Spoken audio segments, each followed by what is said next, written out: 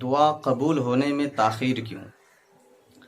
یہ اکثر و بیشتر لوگوں کے ذہن میں سوال پیدا ہوتا ہے کہ تاخیر دیر کیوں لگتی ہے دعا قبول ہونے میں۔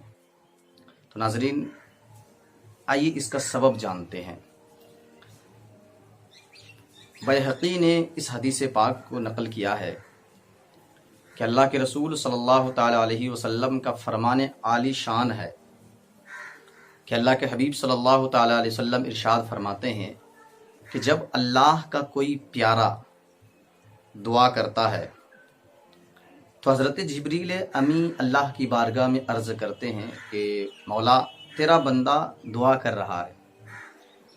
تو اللہ تبارک و تعالی ارشاد فرماتا ہے کہ جبریل اسے ابھی مت دو، اسے اور مانگنے دو، اسے اور میری بارگاہ میں دعا کرنے دو، کیونکہ اس کی آواز مجھے پسند ہے۔ اللہ، اس کی آواز مجھے پسند ہے، اسی لیے تاخیر کر کے دو۔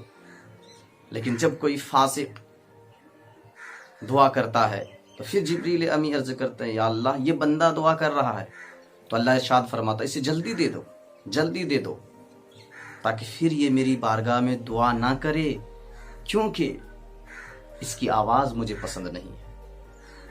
احسن الوفا ایک کتاب ہے، اس میں یہ بات ذکر ہے کہ حضرت سیدنا یحییٰ بن سعید بن قطان رحمۃ اللہ تعالی علیہ نے خواب میں اللہ کو دیکھا، جیسا کہ اس کی شان ہے، تو عرض کیا اے پروردگار، میں اتنی دعا کرتا ہوں تو میری دعا قبول کیوں نہیں کرتا ہے؟